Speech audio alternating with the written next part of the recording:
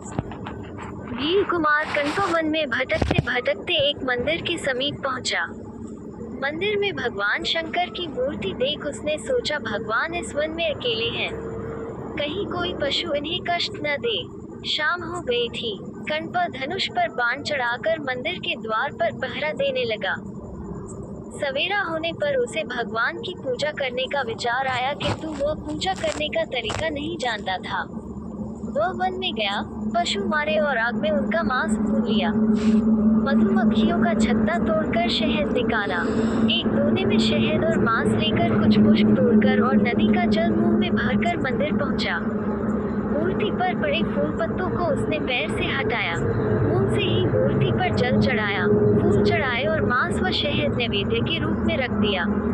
उस मंदिर में रोज सुबह एक ब्राह्मण पूजा करने आता था। मंदिर में नित्य ही मांस के टुकड़े देख ब्राह्मण दुखी होता। एक दिन वह छिपकर ये देखने बैठा कि यह करता कौन है। उसने देखा कण्पा आया।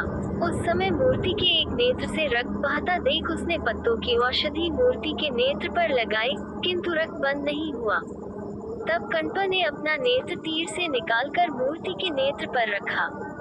रक्त बंद हो गया। तभी दूसरे नेत्र से रक्त बहने लगा। कण्पा ने दूसरा नेत्र भी अर्पित कर दिया।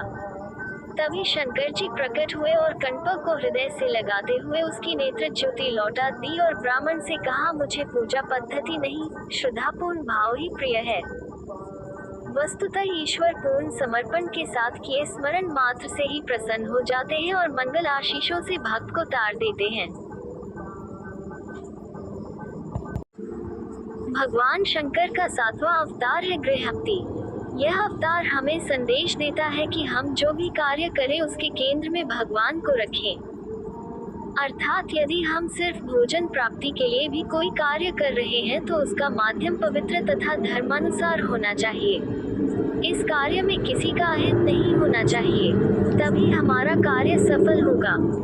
पुराणों के अनुसार हमारे शरीर में स्थित जठराग्नि भूख की भगवान शंकर का गृहस्थी अवतार है।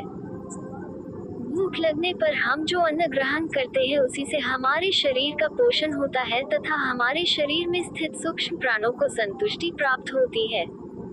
यही इस अवतार का मूल संदेश है कि हम जठराग्नि को शांत करने के लिए जो भी कार्य करें वह धर्म के अनुसार हो। शुचिष्मति पुत्र के रूप में अवतरण। नर्मदा के तट पर धर्मपुर नाम का एक नगर था। वहाँ विश्वानर नाम के एक मुनि तथा उनकी पत्नी शुचिष्मति रहती थी। शुचिष्मति ने बहुत काल तक निसंतान रहने पर एक दिन अपने पति से शिव के समान पुत्र प्राप्ति की इच्छा की। पत्नी की अभिलाषा पूरी करने के लिए मुनि विश्वनाथ काशी आ गए। यहाँ उन्होंने घोर तप द्वारा भगवान शिव के वीरेश लिंग की आराधना की। एक दिन मुनि को वीरेश लिंग के मध्य एक बालक दिखाई दिया। मुनि ने बाल रूपधारी शिव की पूजा की। उनकी पूजा से प्रसन्न होकर भगवान शंकर ने शुचिष्मति के गर्भ से अवतार लेने का वरदान दिया। कालांतर में शुचिष्मति गर्भवती हुई और भगवान शंकर शुचिष्मति के गर्भ से पुत्र रूप में प्रकट हुए। कहते हैं पितामह ब्रह्मा ने ही उस बालक का नाम गृहस्थी रखा था।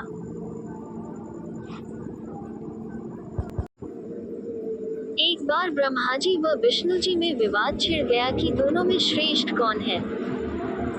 ब्रह्मा जी सृष्टि के रचयिता होने के कारण श्रेष्ठ होने का दावा कर रहे थे और भगवान विष्णु पूरी सृष्टि के पालनकर्ता के रूप में स्वयं को श्रेष्ठ कह रहे थे। तभी वहां एक विराट ज्योतिर्मय लिंग प्रकट हुआ। दोनों देवताओं ने सर्वानुमति से यह निश्चय किया गया कि जो इस लिंग के छोर का पहले पता लगाएगा उसे ही श्रेष्ठ माना जाएगा। अतः दोनों विपरीत दिशा में शिवलिंग का छोर ढूंढने निकले। छोर न मिलने के कारण विष्णु जी लौट आए। ब्रह्मा जी भी सफल नहीं हुए, परंतु उन्होंने आकर विष्णु जी से कहा कि वे छोर तक पहुंच गए थे। उन्होंने केतकी के फूल को इस बात का साक्षी बताया। केतकी के पुष्प ने भी ब्रह्मा जी के इस झूठ में उनका साथ दिया। ब्रह्मा जी के असत्य कहने पर स्वयं भगवान शिव वहां प्रकट हुए और उन्होंने ब्रह्मा जी की आलोचना की। दोनों देवताओं ने महादेव की स्तुति की। तब शिव जी बोले कि मैं ही सृष्टि का कारण, उत्पत्तिकर्ता और स्वामी हूँ। मैंने ही तुम दोनों को उत्पन्न किया है। शिव ने केतकी पुष्प को झूठा साक्ष्य देने के लिए दंडित करते हुए कहा कि यह फूल मेरी पूजा में उपयोग नहीं किया जा सकेगा। इसीलिए शिव के पूजन में कभी केतकी का पुष्प नहीं चढ़ाया जाता। भगवान श्री कृष्ण ने अर्जुन से कहा, तुम शंकर जी के पास जाओ।